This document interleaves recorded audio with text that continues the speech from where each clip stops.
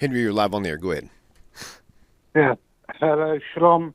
Shalom Nahar, Rabbi.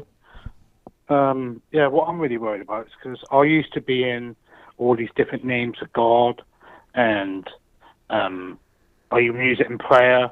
And I'm absolutely scared out of my wits that I've actually said the name of God and used it in vain. I ain't got a clue what to do because since I've come to being a Noahide, I've absolutely loved it. I've got a whiteboard I study, and I've just bought the two books that he said to get. Well, two of them so far, Isaiah and Psalms by Rashi commentary on ArtScroll, and I bought two of them, and I'm going to buy more.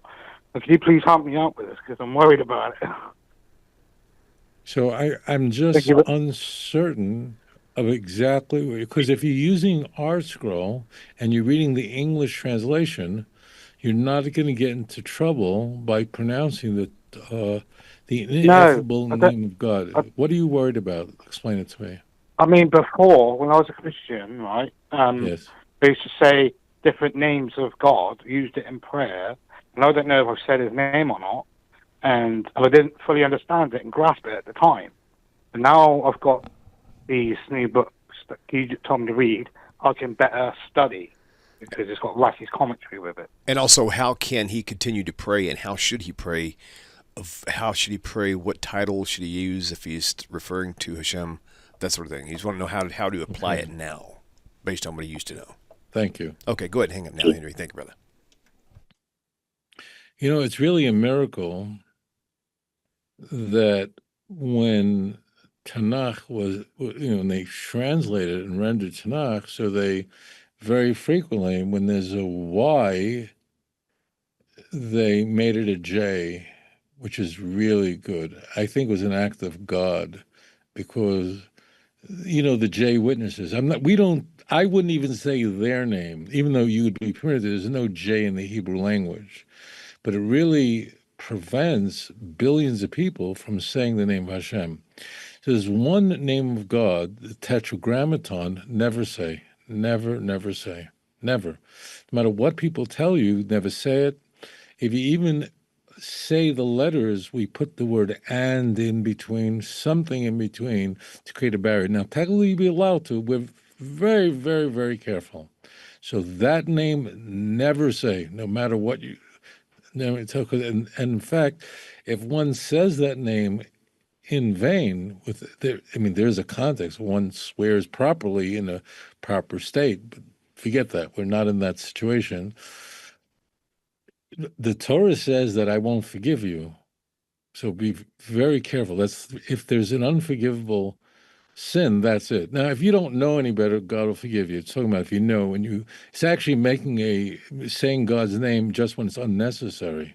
That's how serious that is. It's even, I'm not going to why, but it's even a graver sin than lying in the name of God. That's why that sin appears earlier in the Ten Commandments.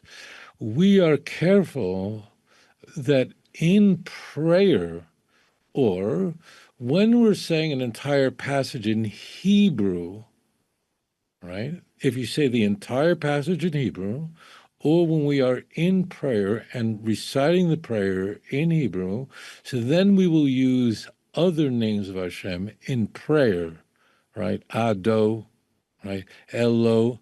Now we say Elohim if we're just having a conversation, okay? So now there are times you've heard me where I'm lecturing on the Trinity, and I use my judgment, but sometimes I will use those names lest someone worship idolatry. So, and I'll say, normally don't say this. I'll never say the Tetragrammaton. That I'll never say.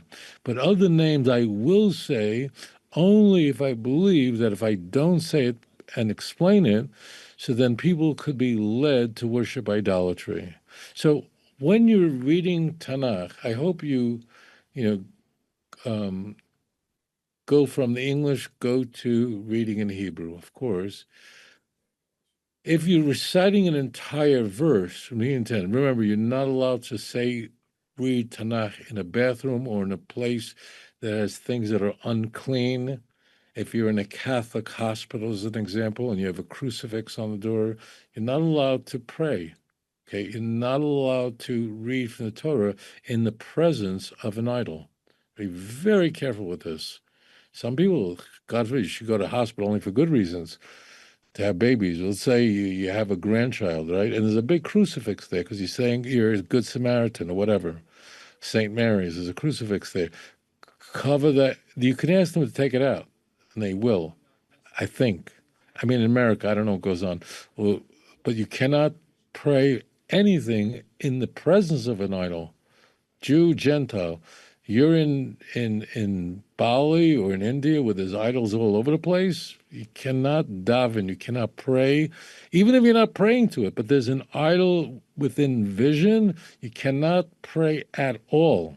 You cannot daven. You have to go into a place where no idols are visible anywhere, and no one could possibly think, no one could even think that you're praying to an idol because they see your lips moving, they don't know what's going on. So be very careful with that.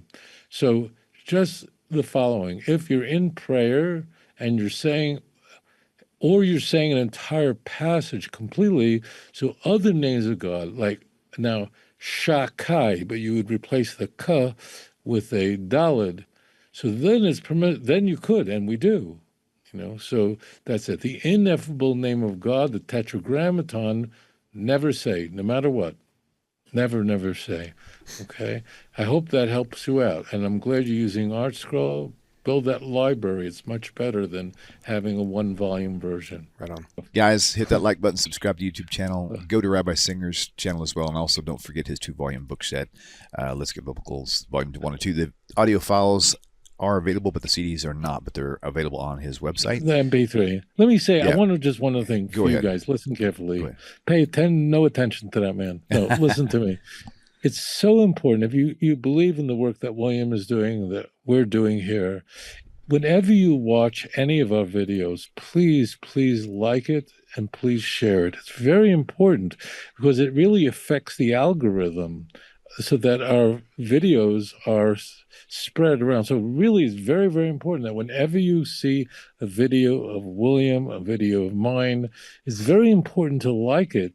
I hope we like it. Yeah. But if you do, don't just pass it. Just make sure you like it and make sure that you subscribe to channels because it really has a very big impact on spreading Torah throughout the world. It's very, very important. You should really go through our videos and make sure that those videos that you haven't liked yet, you do like them. It really has a very, very big impact on spreading this message.